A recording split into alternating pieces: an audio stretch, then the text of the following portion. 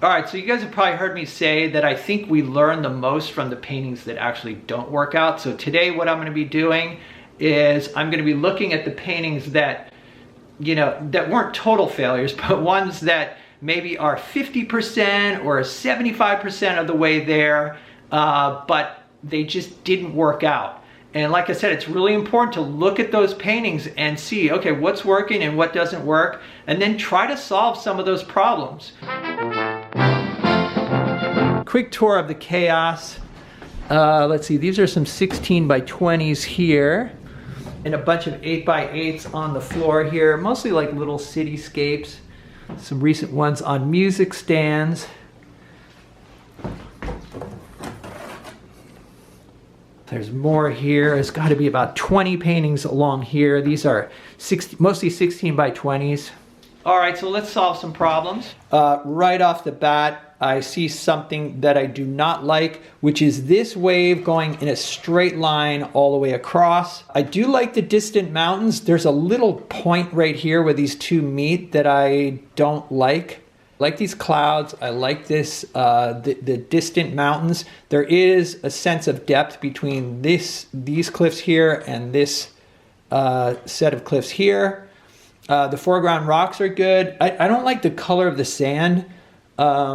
It's just a little bit too, it seems like it's got green in it.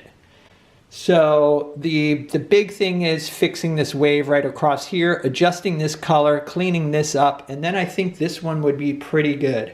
All right, this is an 11 by 14 from Pescadero. And let's see, number one, this little rock right here, that bothers me. That needs to get fixed. These trees in the background, I think those could be lightened. And also I don't like this straight line across the top of the cliff here or the straight line along here. It could really help to break those up. Actually, the cliffs here don't bother me that much. I think it's just the fact that you've got this line here and then another line right here. So I would probably, I don't know, I think I'd probably break up this line so that you don't have these two parallel lines, because this one actually doesn't really bother me that much. The cliffs do kind of look like that. All right, another 11 by 14 from Pescadero. There are a lot of areas in this painting that I actually really like. I like this area in here. Good sense of depth with these rocks. Also kind of like the arrangement of these rocks. In other words, the ones in the distant are like flat. Then these are kind of little, you know, more sculpted cliff-like. There is a little bit more warmth in the foreground here, but the problem area, this rock is awkward. And then this arrangement of rocks right here is awkward as well. So this one I'm gonna have to think about. This is tough, solving this problem in here. I really don't have any ideas. It would just require some experimentation. I think that these rocks coming off in a point like that is not so good. So this one I might just have to play around with until I figure it out. But like I said, there's a lot going on in here that I really do like. I really like this area, the sense of depth, even the wave out here.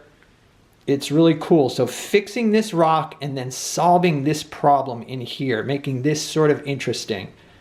Okay, this one is a 9 by 12 or a 12 by 9 from Stowe Lake in San Francisco. I think there's a good reflective effect on the water. I don't mind these trees to the left here. These two trunks kind of mimic each other. That's sort of a problem, especially because they're the same thickness. So I'd want to fix that. And then also, I think that it could be good to reduce these trees in the distance down a bit. So in other words, this big dark area right here, I could actually cover that with sky color. It may work and maybe it won't.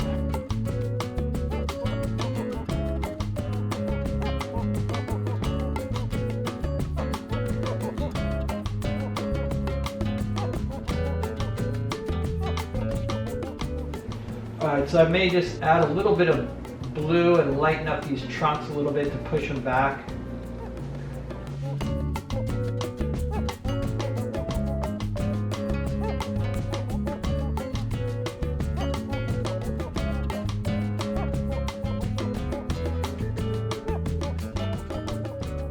All right, this trunk doesn't seem to quite line up, so could be good to have a suggestion of some branches up in here, or like some tree trunks in here too. Without getting too detail oriented, maybe thin down one of the trunks so they're not exactly the same, so that these two are different thicknesses at least. All right, so I'm using my phone with the photo app open to kind of scale it down. This gives me a better idea. This is kind of like walking back 15 feet or whatever to see how it's working. I like the top of the trees on the right, but the arrangement of these branches here, basically this is from a cypress tree that's really up close on the bank here, but the arrangement of these branches is kind of bothering me. I'm going to try to lighten these and put some more kind of blue or gray into them to push them back, just to see how I like that.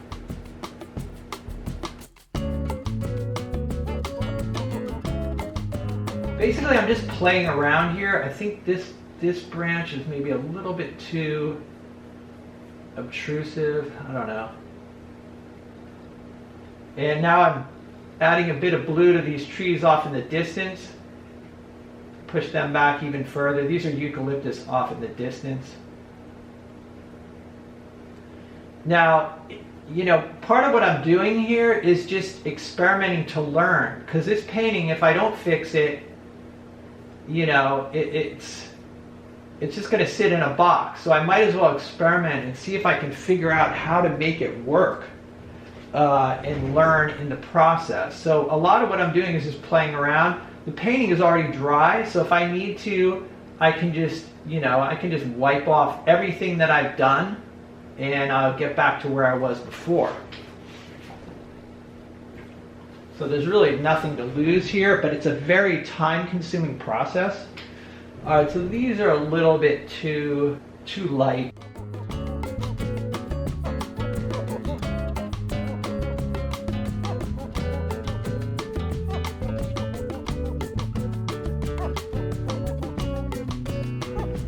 Now I want to recapture the brushwork so that I'm keeping the look of the painting consistent.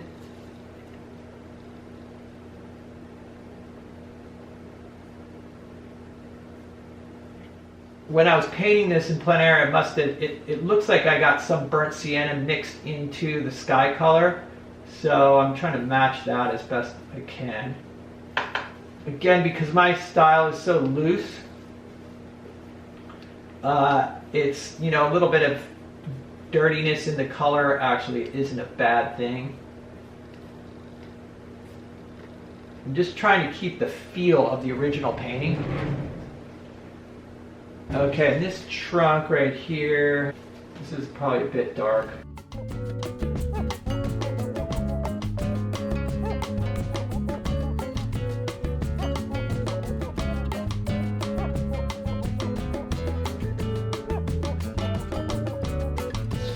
All right, so like I said, I took the top down on the tree, I lightened it up, and then added a little bit of blue or grayed down the color so that it pushed it back a little further. Kind of cleaned up the trunks here. I didn't like that there was the trunk on the foreground, in the foreground here, so I kind of just put some variety in this area. And then also I kind of changed this, this line here was kind of a straight line. The shoreline, and I kind of made that irregular, changed the trunks here. The fact that they're parallel still kind of bothers me, but they're really dark, so it's not terribly obvious. And this trunk is darker than this one, so I think that's okay. And what else? Yeah, and then I reduced some of the branches in here to kind of open this area up so you can see these distant trees. All right, so at this point, I'm just gonna live with the painting for a while, and then I will decide if I need to do any additional touch-ups. The whole process took probably about an hour. Obviously, I edited out those the time where I just rolled back in my chair and I'm just staring at it, trying to figure out what to do next or what I think it needs. Like I said, this is a really time-consuming process.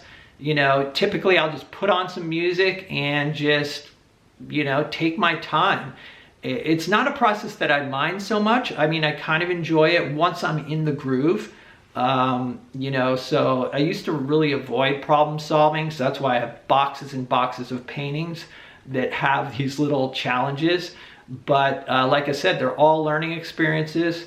And there have been many times where I've taken a painting that had some problem areas and then solved those problems and ended up really liking the painting. So I think it's a good thing to do. I was only able to do the one painting to kind of talk you through it because it does take a tremendous amount of time. Like I said, there was about an hour of just kind of rolling back and forth and figuring out what was going on, what I needed to do. So I didn't get to those other paintings. The thing is, I think all of us would go about solving problems in paintings in a different way, and that's what makes all of our work unique. So these are the things I came up with, the suggestions with the 11x14s or the ideas I had for the 11x14s. You guys may have other ideas. Feel free to put them in the comments below if you want. But again, everybody's going to solve problems in a unique way. And so maybe there's some obvious things that somebody else could point out to you, but I think it really helps to just put in the time, solve those problems, and then you're gonna learn and grow from the experience.